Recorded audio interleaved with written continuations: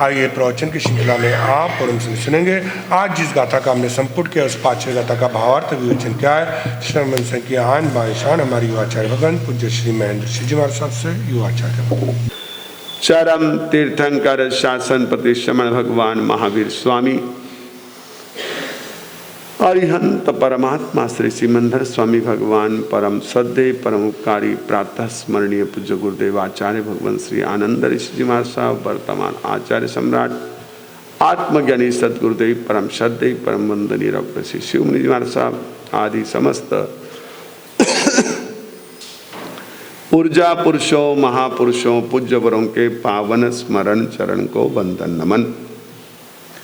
यहाँ विराजी स्नेही सहयोगी संत वृंद श्री हितेंद्र ऋषि जी महाराज, श्री धवल ऋषि जी महाराज, श्री महक ऋषि जी महाराज, धर्म प्रेमी बंधुओं माता बहनों, जिनके वचन, जिनके सिद्धांत, जिनकी साधना, जिनके संदेश ही नहीं किंतु जिनका स्तवन, जिनकी भक्ति, जिनकी उपासना, जिनके गुणगान भी हमारे भीतर में रहे हुए उस अनंत सामर्थ्य को प्रकट करने की शक्ति रखते हैं, ऐसे परमपिता परमात्मा तीर्थंकर प्रभु एवं उनकी देशता के प्रति आप सभी के भीतर में रही आस्था का हार्दिक अभिनंदन।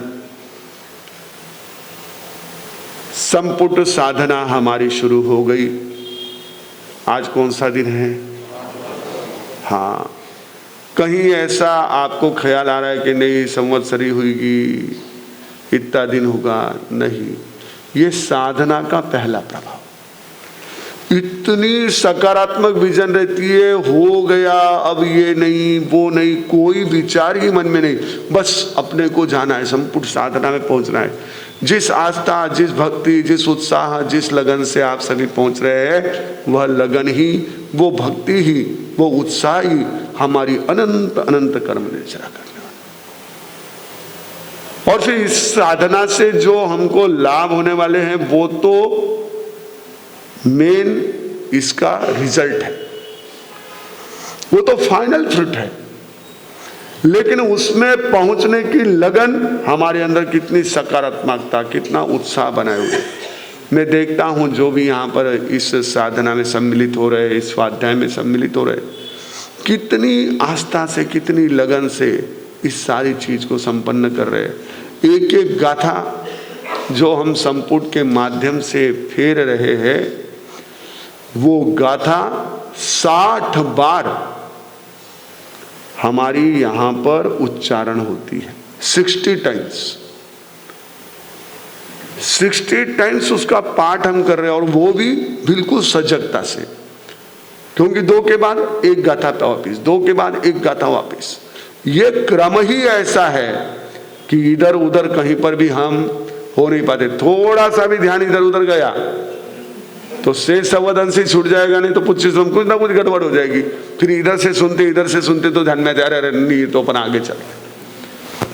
ये जो इस साधना का सबसे महत्वपूर्ण पहलू है कि संपुट जाप में हम बिल्कुल एकाग्रता से, और वो लय सभी के साथ मिलकर के एक माधुर्य उसमें निर्माण होता है, एक मधुर लय तैयार होती है। और आप देखना, ये ऐसा कहा जाता है कि जो कोमा में पेशेंट हो, किसमें? कोमा में पेशेंट हो, उस पेशेंट को भी अगर क्लासिकल म्यूजिक सुनाया जाता है तो उसकी चेतना पुनः जागृत हो सकती है। ऐसी म्यूजिक थेरेपी भी चल रही। तो ये लय हमारी जो भीतर की कुछ शक्तियां सुप्त है, उन शक्तियों को, उन हमारी सम्यक शक्तियों के जागरण का कार्य कर सकती है। आज हमने जिस गाथा का स्वाध्याय किया उसका हिंदी पद्यानुवाद इस प्रकार से: सर्वदर्शी सर्वज्ञानी जिन बने कलि जीत कर, पूर्ण शुद्ध चरित्र आत्म स्वभाव में रत धीर वै, लोक में सबसे अनुत्तर थे सुधि अपरिग्रही, सर्वविद भय शून्य आयुष कर्म का बंधन नहीं। परमात्मा तीर्थंकर प्रभु महावीर, जिनके लिए शुरुआत की गाथा में नाय सुयस्स ज्ञात पुत्र की ऐसी संज्ञा का प्रयोग है। उन्हें ज्ञात पुत्र से संबोधित किया गया है। ऐसे उस ज्ञात पुत्र परमात्मा प्रभु महावीर के स्वरूप को हम समझ रहे हैं इस अध्ययन के इन गाथाओं के माध्यम से। हमें क्या लाभ है? वो तो सिद्ध बुद्ध मुक्त हो गए। उनके स्वरूप को जानने से, उनके गुणों को जानने से, उनके गुणों को गाने से हमें क्या लाभ है? हमें लाभ ये है कि वह जो उनके अंदर रहे हुए गुण, उनका यदि हम थोड़ा सा भी स्मरण कर लेते हैं तो हमारे लिए वह B12 का काम करते हैं, D3 का काम करते हैं। D3 विटामिन किससे मिलता है? किससे मिलता है? D3 विटामिन नेचुरली सूरज की किरणों से। किससे मिलता है? सूरज की किरणों से। कितना महत्वपूर्ण होता है। अबे ठीक है, डॉक्टर लोग कहते हैं कि नहीं, फिर आपको ये खाना चाहिए, वो खाना चाहिए। कई कहते हैं वो नहीं है तो तुम्हारा B12 कम हो रहा है, D3 कम हो रहा है, तुम वेजिटेरियन है, ये है वो है। फिर हम लोगों भी क्या है, कुछ आटा गीला, कुछ मियाँ जी ढीला। तो डॉक्टर के कहने की कावड़ा बसाइला न फांदी टूटाइला। बस वो डॉक्टर ने कह दिया क्या, नहीं हमको तो अभी क्या है कि अपने सेहत के लिए ये खाना पड़ता, वो कोई जरूरत नहीं है। नेचुरल सोर्स है। D3 के लिए सन रेज, सूर्य की सुबह की किरणें, वो 8 से 10 बजे के दरमियान, जब आप गाड़ी में बंद रहते हो, ट्रैफिक में फंसे रहते हो, वो टाइम, उस समय की सूर्य की किरणें हमारे शरीर में रहे हुए D3 को मेंटेन कर सकती। दवाइयां भी आ गई है, खैर आवश्यकता पड़ने पर लेनी होती, पर ये मेन सोर्स सनराइज। वैसे ही जैसे मेडिकल साइंस वो कहता है, अध्यात्म जगत कहता है, यदि तुम्हें अपने भीतर के उन सारे शक्तियों को सक्रिय करना है, एक्टिवेट करना है, जो तुम्हारे भीतर में आया हुआ डलनेस है, उसको दूर करना है, then recall it, remember it, chant it. उसको तुम स्मरण करो, उसको पुनः पुनः अपने भीतर दोहराओ, उसका जप करो, वो शक्ति सक्रिय हो। कौन से गुणों का स्मरण किया इस 5वीं गाथा में? कि वे परमात्मा सर्वदर्शी,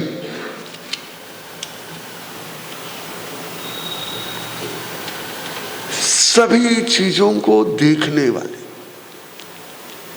अगर देखने वाला न हो तो मामला क्या हो जाता है?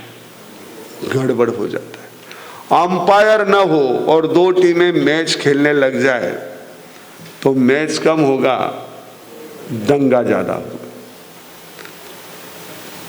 अगर किसी को कोई काम करना है और उस काम को करते समय अगर वो दूर की नहीं सोचता है, शॉर्ट टर्म थिंक करता है, तो उसको कई समस्याओं का सामना करना पड़ता है, कई समस्याओं को, प्रॉब्लम्स को फेस करना पड़ता है। दूर की सोचता है, वो कई चीज़ों को सही ढंग से कर लेता है। आप भी जब गाड़ी ड्राइव करते हो तो आगे तक का रास्ता देख करके गाड़ी चलाते हो।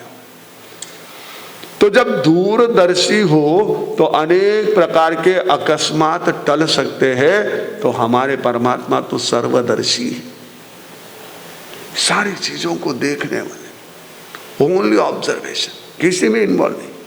वो नरक के दुखों को भी देख रहे हैं, वो स्वर्ग के सुखों को भी देख रहे हैं, वो मनुष्यों की सारी जो होने वाली हलचल है उसको भी देख रहे हैं, तिर्यंचों की भी पराधीनता को देख रहे हैं, सारा देख रहे हैं। Only observation, not involvement. इसका कुछ भला कर दूं, इसको ठीक कर दूं, इसको सजा दे दूं, वो नहीं करते। ओनली ऑब्जर्वेशन, साक्षी भाव, सर्वदर्शी। अभिभूय नाड़ी, उनका जो ज्ञान है उस ज्ञान ने सारी बाधाओं को, सारे आवरणों को पार कर दिया। हमारे ज्ञान में बाधाएं हैं, हम कितनी भी मास्टरी हासिल कर ले, फिर भी एक सीमा तक जान सकते हैं, एक विषय को जान सकते हैं, सभी विषय को नहीं जान सकते। चाहे एरियल व्यू से देखो, आप अमुक लिमिट तक का ही देख सकते हो, उसके आगे कैमरे की नजर कितना ही पावरफुल लगा दो, जैसे आपके पनवेल स्थानक के हॉल में वगैरह लगाए हुए पावरफुल कैमरा, कोने में भी कोई है तो उसको बराबर है ना स्क्रीन पर देख सकते हैं। आज के आप लोगों की आवश्यकता बनी हुई। हम लोग जिस समय अहमदनगर में गोचरी के लिए निकलते थे तो दिलीप जी गांधी के बंगले के सामने निकलते तो उनके ऑपोजिट में एक मकान था।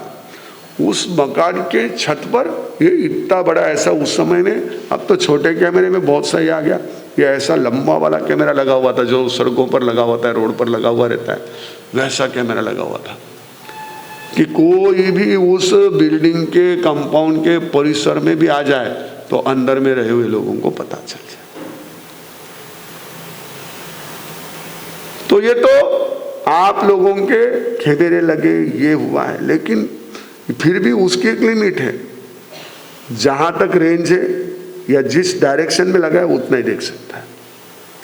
परमात्मा ने सारी बाधाओं को पार कर दिया, आवरण सारे हटा दिए। उनके ज्ञान पर कोई आवरण नहीं है। हमारा आवरण क्यों है?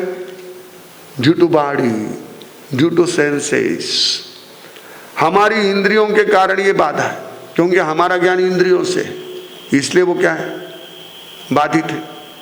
आंख की अपनी लिमिट है, कान की अपनी लिमिट है, त्वचा की अपनी लिमिट है, जबान की अपनी लिमिट है, सबकी अपनी लिमिट है। हम इससे जानते, उन्होंने इन सारी बाधाओं को पार कर दिया, जरूरत ही नहीं इनकी। इन सबको हमारे यहाँ जो है ये माध्यम कहा गया, उनको किसी माध्यम की जरूरत नहीं, डायरेक्ट। उसके लिए हमारे यहाँ शब्द आता है हस्ता मलकवत। जैसे अगर किसी के हाथ में आंवला हो तो उसको किसी भी दूसरे माध्यम की जरूरत नहीं, वो देख लेगा क्या है, आंवला है। जैसे कहावत में कहते हैं आप, हाथ के कंगन को आरसी की क्या जरूरत। उनके लिए सारा संसार, क्योंकि उन्होंने आत्मा से, आत्मा के उस ज्ञान शक्ति को प्रकट किया, उस पर रहे हुए आवरणों को हटा दिया। हम जब परमात्मा के उस स्वरूप का चिंतन करें तो हमको भी क्या प्रेरणा मिलनी चाहिए, हमारी जो बाधाएं उनको दूर करे।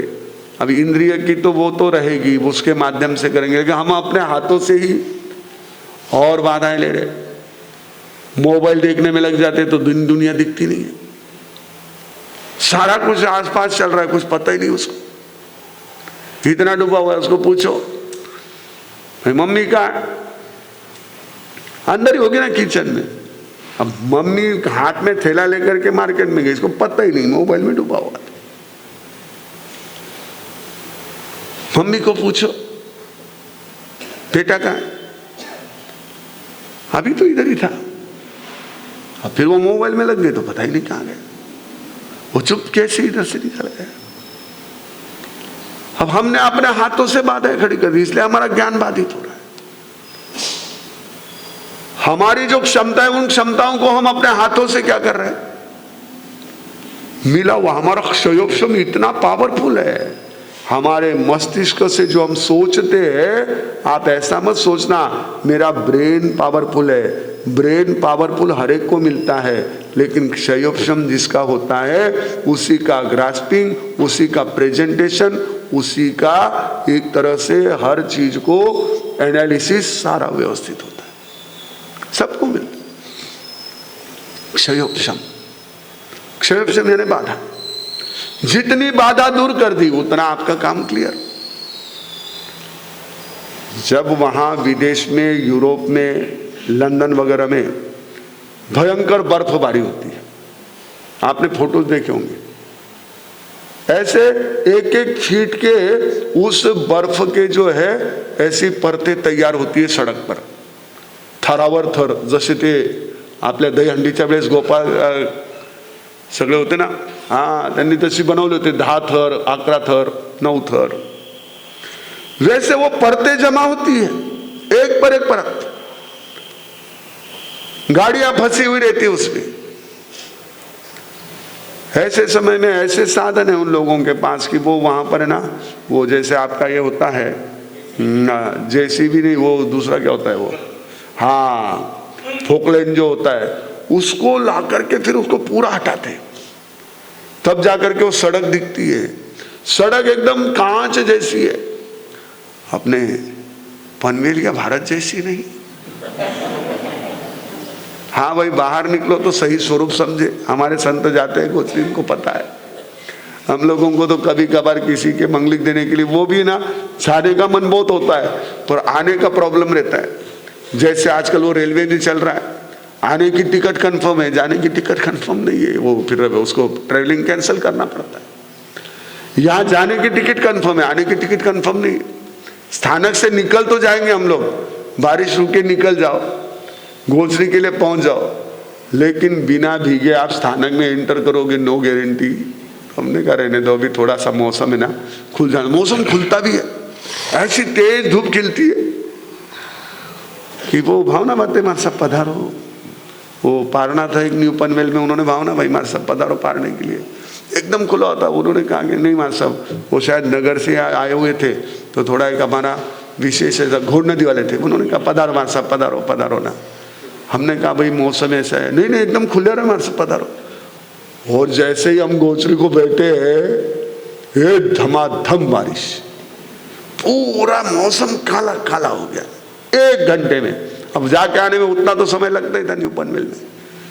तो हमने उनको कहा भाई यहाँ के बारिश का नहीं कहीं नहीं. हमारे सबने कहा नहीं भाई, रिस्क नहीं लेना, अनावश्यक ये नहीं लेना. तो परमात्मा ने जो वो उनके थर, वहां पर सड़क तो पूरी एकदम चकाचक है, गाड़ियां दौड़ती है सरपट. विदेश में वहां पर सड़कें उनकी इतनी अच्छी बनी हुई है, गाड़ियां सरपट दौड़ती है वहां पर, लेकिन उस पर बर्फ का इतना लेयर, वो बर्फ का लेयर हटाया जाता है तो वो सड़कें, उस पर गाड़ियां चलने लगती. वैसे ही हमारी वो आत्मा की शक्ति है, जितना क्षयोपशम होगा, जितनी लेयर हटेगी, उतना हमारा ज्ञान पुष्ट होगा, प्रकट होगा. तो परमात्मा ने तो सारी बाधाएं दूर कर दी. क्षायिक ज्ञान उनका totally 100% deleted, there is no junk. इतना सा भी जंक नहीं है. उनका स्मरण हमको अपने ज्ञान पर आने वाले जंक को दूर करने की प्रेरणा देता है, शक्ति देता है. बहुत सा जंक जमा. निराम गंधे, जैसे पका हुआ आम होता है, उसकी आप खुशबू लो तो बहुत नेचुरल खुशबू आती है, कोई खटास नहीं, कोई दुर्गंध नहीं. वैसे ही जिनका आचरण, जिनका चारित्र निर्दोष, चर्चा आ गई वही कि उनका ज्ञान कैसा, दर्शन कैसा, शील कैसा. परमात्मा का शील निराम गंधे, जिसमें कोई भी किसी प्रकार की मिलावट नहीं. आजकल लोगों को इतनी ज़्यादा एक तरह से परफ्यूम्स की, ठीक है जुकाम भी आए तब से चली रहा है इसलिए इतनी दिक्कत नहीं है, लेकिन वो परफ्यूम की इतनी ज़्यादा लोगों को एक तरह से मन में बनी रहती है, वो पसीने से तरबतर हो रहे, उस पर भी परफ्यूम मारे जा रहे हैं.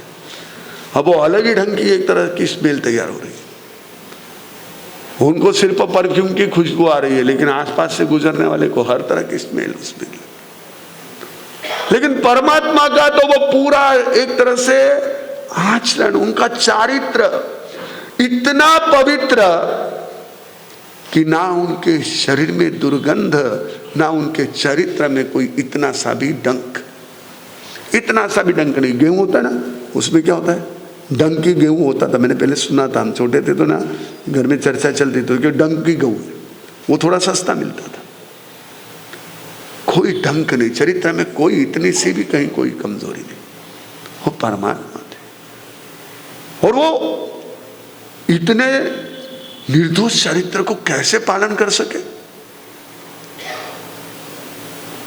धीमम, धृतिमान थे, अकंप थे। कोई भी परिस्थिति आ जाए बिल्कुल भी विचलित नहीं होते थे। इंद्रभूति जैसे महाब्राह्मण आए, इतने महापंडित, चारों वेदों के ज्ञाता,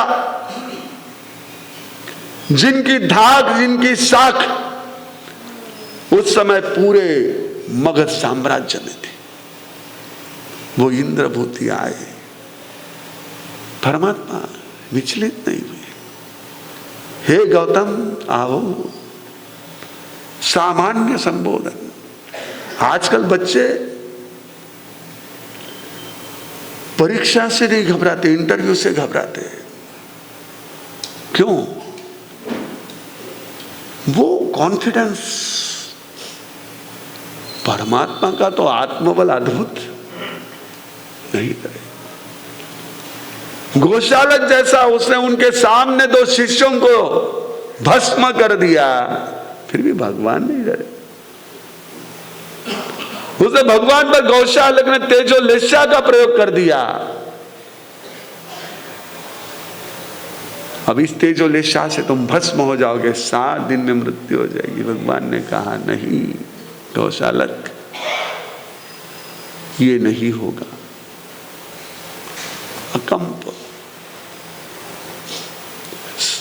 साधना के समय में चाहे जितने उपसर्ग आए, वही तो निर्दोष चरित्र का पालन कर सकता है। जो घबरा जाता है, डर जाता है, वो कुछ नहीं कर सकता है। शूरा करे रे संग्राम, कायर ने चढ़े धूजनी। घबराता है, कांपता है, वो चरित्र का पालन नहीं कर सकता है। बाहर से कितना भी कैसा भी आवेश ले आए, नहीं मैं बहुत, लेकिन यदि वो सहनशील नहीं है, he can't survive himself, वो अपने आप को बचा नहीं सकता है, अपना बचाव नहीं कर सकता है। जिसको सहनशील है, कैसे भी स्थिति आए। हमारे तपस्वी राज गणेश लाल जी महाराज साहब जब साउथ में विचरण किए, उस समय में 170 किलोमीटर का स्पैन, मैंने उनके जीवन चरित्र में पढ़ा। कितना किलोमीटर का स्पैन? 170 किलोमीटर का स्पैन या 140 किलोमीटर का स्पैन। उपवास के दिन सुबह विहार किया, शाम को बीच में रुके। दूसरे दिन सुबह विहार किया, शाम को सूर्यास्त के 1-1.5 घंटे पहले आगे वाले गांव में पहुंचे, जहां अपने घर थे। वहां पर जो सूझती गुजरी मिले, उससे पारणा किया। ये ऐसी बाकी सब नौटंकी नहीं थी। हमको तो इसका घर चलता, उसका घर चलता, इधर चलता, उधर चलता, आंखें मूंद करके कहीं भी ले रहे, ऐसे नहीं था उनका। वो सहनशीलता थी, तभी तो इतना उत्कृष्ट चारित्र, इतना उत्कृष्ट प्रभाव। धीमम, जो सहनशील हो। सहन तो होता ही नहीं है, बातें बड़ी बड़ी बना लेते, तो फिर वो थोड़ी निरामगंध्य हो सकता है। धीमम, ठीयप्पा, जो अपने आप में स्थित हो। निराम गंधे धीमम टिप्पा, अनुत्तरे सब जगन सिजम। सारे संसार में जो अनुत्तर ज्ञानी थे, श्रेष्ठ ज्ञानी थे, ग्रंथाती थे, सारे ग्रंथियों से अलग थे, सारे बाह्य परिग्रह से, आभ्यंतर परिग्रह से अलग थे। ना उपकरण का कोई उनके पास में परिग्रह, ना शरीर के प्रति मूर्छा भाव का परिग्रह, ना उन घाती कर्मों के रहे हुए ऐसी परतों का कोई परिग्रह, सारे दूर कर दिए। निर्ग्रंथ ग्रंथा अतीते, जो ग्रंथि से अतीत हो गए। अभय, जो स्वयं निर्भय थे, और जिनके समक्ष आने वाले हर एक को अभय प्राप्त होता था। उनको देखते ही, उनके आभा मंडल में पहुंचते ही व्यक्ति के सारे डर भाग जाते थे। अणाऊ जिन्होंने घाती कर्मों को नष्ट कर दिया, तो अब आगे के आयुष्य का बंध नहीं। ये अंतिम जन्म, उसके बाद नो जन्म नो मृत्यु, बस अनाऊ। ऐसे वो तीर्थंकर परमात्मा जो अकंप, जो निर्ग्रंथ, जो सर्वज्ञ, जिन्होंने सारी बाधाओं को पार कर दिया, ऐसे उस परम पिता परमात्मा के इन सद्गुणों का, उनके भीतर में इन शक्तियों का स्मरण हमने आज इस 5वीं गाथा के माध्यम से किया। कहते कि ये जो गाथा है, से संवदन से अभिभूयनाणी निराम गंधे धीमम अप्पा अणुत्तरे सब जगन सिविजम गंथा अतीते अभयनाऊ। ये गाथा का पाठ, इस गाथा का स्वाध्याय अनुभवी जन कहते हैं। विजय प्राप्त होता है इसके स्मरण से और समस्याएं सुलझती है। हम परमात्मा की भक्ति करके अपने भीतर में रही उस शक्ति को प्रकट करें मंगल भावों के साथ। नमो अरिहंताणम नमो सिद्धाणम नमो आर्याणम नमो धनम नमो लोई सब साहुणम। गुरुदेव की आज्ञा श्री चत्तारी मंगलम अरिहंता मंगलम सिद्धा मंगलम साहु मंगलम केवली पन्नतो धम्मो मंगलम।